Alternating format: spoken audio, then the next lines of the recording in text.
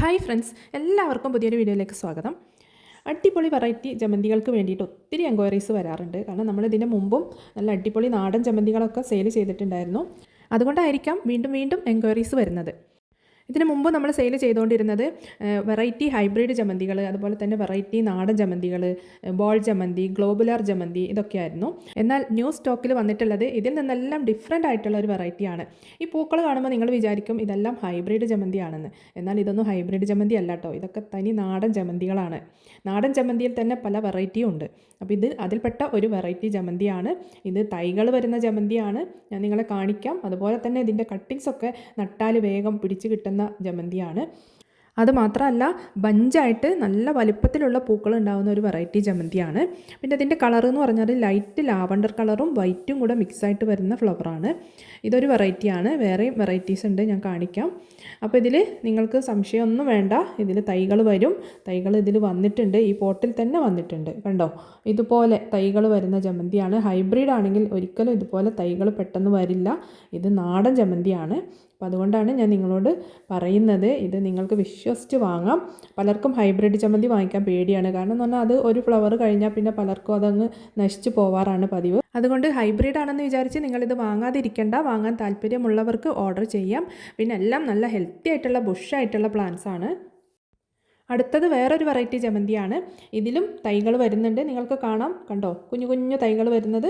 അപ്പോൾ ഈ ജമന്തിയെ ശരിക്കും ബൊക്കെ ജമന്തി എന്ന് വേണമെങ്കിൽ പറയാം. എനിക്ക് കറക്റ്റ് ഇതിൻ്റെ ഐഡിയ അറിയില്ല. ഞാനിതിനെ ബൊക്കെ ജമന്തി എന്ന് പറയും. കാരണം ഒരു ബൊക്കെ കയ്യിൽ പിടിച്ചാൽ എങ്ങനെയുണ്ടാകും അതുപോലെ തന്നെയാണ്. ഇതൊരൊറ്റൊരു പ്ലാന്റാണ്.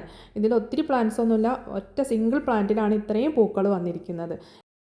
ഇനി അടുത്തത് ലൈറ്റ് ഓറഞ്ച് കളറിൽ വരുന്ന പൂക്കളാണ്. ഇതും നല്ല അടിപൊളി ബുഷായിട്ടുള്ള പ്ലാന്റാണ്. നല്ല അടിപൊളി പൂക്കളാണ് കേട്ടോ.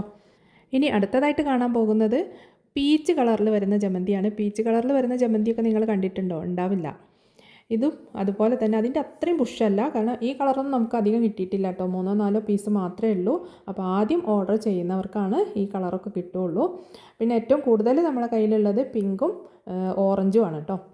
ഇനി അടുത്തത് സാൻഡൽ കളറിലുള്ള ജമന്തിയാണ് കേട്ടോ. സാൻഡൽ കളറിലുള്ള പൂക്കൾ നല്ല അടിപൊളിയാണ്. വീഡിയോയിൽ കാണുമ്പോൾ എനിക്ക് അത്രയും കളർ തോന്നുന്നില്ല, പക്ഷേ നേരിട്ട് കാണുമ്പോൾ ഉണ്ടല്ലോ ഇതൊരു സംഭവമാണ് കേട്ടോ.